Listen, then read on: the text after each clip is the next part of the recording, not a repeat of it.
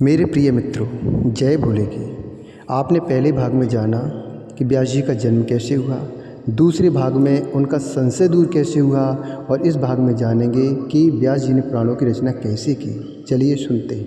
तीनों गुणों से लिप्त नहीं है। आपका जन्म, शील, देश और कुल कुछ भी नहीं है। इस प्रकार के होते हुए भी आप परमेश्वर त्रैलोक्य की कामना को पूर्ण करते हैं। हे प्रभु, ब्रह्मा, विष्णु एवं इंद्र सहित देवता भी जिन आपके तत्व को नहीं जानते, न ब्रह्मा न चा लक्ष्मी सो न चा शेन्द्रा दिवोकसा, न ब्रह्मा न चा लक्ष्मी सो न चा शेन्द्रा दिवोकसा, न योगीन्द्रा विदिष्टतत्वं यस्य ते त्वा मुप्पा इष्महि। हे प्रभु, ब्रह्मा, विष्णु एवं इंद्र सहित देवता भी जिन आपके तत्व को नहीं जानते, ऐसे आपकी उपासना में किस प्रकार करूं? मुझे बोध नहीं है। आपसे ही सब कुछ है और आप ही सब कुछ हैं। आप ही गौरीश तथा त्रिप्रांतक हैं। आप बालक, वृद्ध तथा युवा हैं। ऐसे आपको मैं हृदय से अर्थात हृदय में धारण करता हूँ। मैं भक्तों के ध्येय शंभु, पुराण पुरुष शंकर तथा परमात्मा उन महेश्वर को नमस्कार करता हूँ। नमस्तस्मै महेशाय भक्तिधेयाय शंभवे। नमस्तस्मै महेशाय भक्तिधेयाय शंभवे। पुराण पुरुषायाधा शंकराय परात्मने। पुराण पुरुषायाधा शंकराय परात्मने। इति स्त्वाचितो यावदण्डवन्निपपातिशः तावत्स्य बालो हृष्टात्मा वेदव्यासिषं भाषत। मैं भक्तों के ध्येय शंभु, पुराण पुरुष शंकर तथा परमात्मा उन महेश्वर को नमस्कार करता हूँ। इस प्रकार स्तुति कर वे ज्यों ही दंडवत पृथ्वी पर गिरे, तभी प्रसन्न चित्त उस बालक ने वेद व्यास से कहा, हे योगिन, तुम्हारे मन में जो भी इच्छा हो उसे वर रूप में मांगो। वरम वृणीष्वभो योगिन्यस्ते मनसि वर्तते। नादेयं विद्यते किंचद भक्ताधीनो यतो अस्म्यहम्। हे योगिन, तुम्हारे मन में जो भी इच्छा हो उसे वर रूप में मांगो। मेरे लिए कुछ भी अदेय नहीं है, क्योंकि मैं भक्तों के अधीन हूँ। तब प्रसन्न मन वाले महातपस्वी व्यास ने उठकर कहा, हे प्रभु, सब कुछ जानने वाले, आपसे कौन बात छिपी हुई है? आप सर्वंतरात्मा हैं। आप सर्वांतरात्मा हैं, भगवान सर्व एवं सर्वप्रद हैं। अतः इस प्रकार की दैन्यकारिणी याचना में मुझे क्यों नियुक्त कर रही हैं? इसके बाद निर्मल चित्त वाले उन व्यास जी का यह वचन सुनकर बालक रूपधारी महादेव जी मंद मंद मुस्कुराकर कहने लगे। बालक शिव बोले, हे ब्रह्म वेताओं में श्रेष्ठ, त्वया ब्रह्म विदाम श्रेष्ठ यो अभिलाषा क्रतो हृदि। त्वया ब्रह्म विदाम श्रेष्ठ यो अभिलाषा क्रतो हृदि। अचिरेणैव काले निशा भविष्यत्य संशया। भविष्यत्य संशया।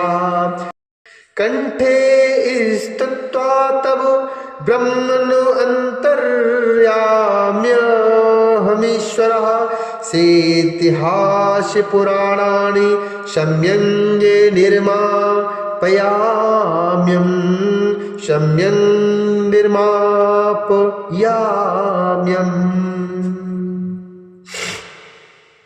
बालक से बोले, हे ब्रह्म वेताओं में श्रेष्ठ, आपने जो अभिलाषा अपने मन में की है वह निश्चित रूप से शीघ्र ही पूर्ण होगी, इसमें संशय नहीं है। हे ब्रह्मन, मैं अंतर्यामी ईश्वर स्वयं आपके कंठ में स्थित होकर इतिहास पुराणों का निर्माण आपसे कराऊंगा। आपने जो है पवित्र अभिलाषाष्टक स्तोत्र कहा है, शिव स्थान में निरंतर 1 वर्ष तक तीनों कालों में इसका पाठ करने से सारी मनोकामनाएं पूर्ण होंगी। इस स्तोत्र का पाठ मनुष्यों की विद्या तथा बुद्धि को बढ़ाने वाला होगा। यह संपूर्ण संपत्ति, धर्म एवं मोक्ष को देने वाला है। प्रातः काल उठकर भली भांति स्नान करके शिवलिंग का अर्चन कर वर्ष भर इस स्तोत्र का पाठ करने वाला मूर्ख व्यक्ति भी बृहस्पति के समान हो जाएगा। मूर्ख व्यक्ति भी बृहस्पति के समान हो जाएगा। स्त्री हो या पुरुष, जो भी नियम पूर्वक शिवलिंग के समीप 1 वर्ष पर्यंत इस स्तोत्र का जब पाठ करेगा, उसकी विद्या एवं बुद्धि में वृद्धि होगी। ऐसा कहकर बालक रूपधारी में महादेव उसी शिवलिंग में अदृश्य हो गए और व्यास जी भी अश्रुपात करते हुए शिव प्रेम में निमग्न हो गए। इस प्रकार मध्यमेश्वर महेश से वर प्राप्त कर व्यास जी ने अपनी लीला से 18 पुराणों की रचना की।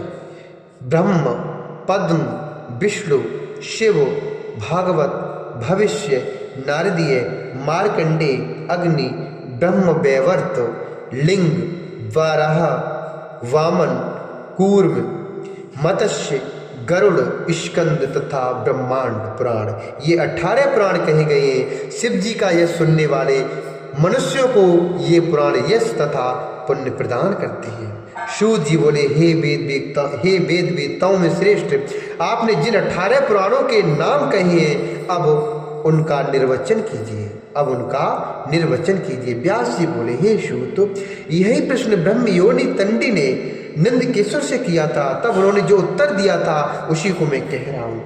नंदकेश्वर बोले, हे तंडी, हे मुने, हे तंडी मुने, साक्षात चतुर्मुख ब्रह्मा स्वयं जिसमें वक्ता है, उस प्रथम पुराण को इसीलिए ब्रह्म पुराण कहा गया है। उस प्रथम पुराण को इसीलिए ब्रह्म पुराण कहा गया है। जिसमें पद्मकल्प का महात्म कहा गया है, वह दूसरा पद्म पुराण कहा गया है।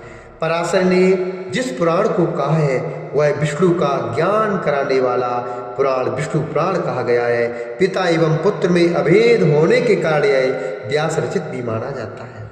जिसके पूर्व तथा उत्तरखंड में शिव जी का विस्तृत चरित्र है, उसे पुराणज्ञ शिव पुराण कहते हैं। उसे पुराणज्ञ शिव पुराण कहते हैं। जिसमें भगवती दुर्गा का चरित्र है, उसे देवी भागवत नामक पुराण कहा गया है। नारद जी द्वारा कहा गया पुराण नारदीय पुराण कहा जाता है। ये तंडे मुने, जिसमें मार्कंडे महामुनि वक्ता है, उसे 7वां मार्कंडे पुराण कहा गया है। अग्नि द्वारा कथित होने से अग्नि पुराण एवं भविष्य का वर्णन होने से भविष्य पुराण कहा गया है। ब्रह्म के विवर्त का आख्यान होने से ब्रह्म वैवर्त पुराण कहा जाता है तथा लिंग चरित्र का वर्णन होने से लिंग पुराण कहा जाता है। हे मुनि, भगवान वराह का वर्णन होने से 12वां वराह पुराण है, जिसमें साक्षात महेश्वर वक्ता है और स्वयं स्कंद श्रोता है, उसे स्कंद पुराण कहा गया है। वामन का चरित्र होने से वामन पुराण है। कूर्म का चरित्र होने से कूर्म पुराण है तथा मत्स्य के द्वारा कथित 16वां मत्स्य पुराण है, जिसके वक्ता स्वयं गरुड़ है, वह 17वां गरुड़ पुराण है। ब्रह्मांड के चरित्र का वर्णन होने के कारण 18वां ब्रह्मांड पुराण कहा गया है। सूत जी बोले, हे शौनक, मैंने यही प्रश्न बुद्धिमान व्यास जी से किया था, तब उनसे मैंने सभी पुराणों का निर्वचन सुना है। इस प्रकार सत्यवती के गर्भ से पराशर के द्वारा उत्पन्न हुए व्यास जी ने पुराण संहिता तथा उत्तम महाभारत की रचना की। इस प्रकार सत्यवती के गर्भ से पराशर के द्वारा उत्पन्न हुए व्यास जी ने पुराण संहिता तथा उत्तम महाभारत की रचना की। हे ब्रह्मन, प्रथम सत्यवती का संयोग पराशर से और उसके बाद शांतनु से हुआ, इसमें संदेह मत कीजिए। यह आश्चर्यकारिणी उत्पत्ति सकारण कही गई है। यह आश्चर्यकारिणी उत्पत्ति सकारण कही गई है। महान पुरुषों के चरित्र में बुद्धिमानों को गुणों को ही ग्रहण करना चाहिए। महान पुरुषों के चरित्र में बुद्धिमानों को शकारणेयमुत्पत्तिः शकारणेयमुत्पत्तिः कथिताश्चर्यकारिणी महतामुच्चरिते चैव गुणाग्राह्य विचक्षणैः ग्राह्या विचक्षणैः इदं रहस्यं परिमं यः शृणोति पठत्यपि इदं रहस्यं परमं यः शृणोति पठत्यपि सा सर्वपापनिर्मुक्तो ऋषिलोके महीयते ऋषिलोके महीयते। यह आश्चर्य कारिणी उत्पत्ति शकारण कही गई है। महान पुरुषों के चरित्र में बुद्धिमानों को गुणों को ही ग्रहण करना चाहिए। जो मनुष्य इस परम रहस्य को सुनता है अथवा पढ़ता है वह सभी पापों से मुक्त होकर ऋषि लोक में प्रतिष्ठा प्राप्त करता है।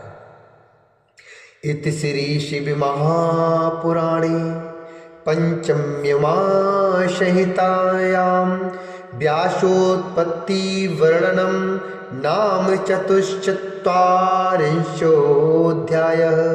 इस प्रकार श्री शिव महापुराण के अंतर्गत 5वीं उमा संहिता में व्यास उत्पत्ति वर्णन नामक 44वां अध्याय पूर्ण हुआ।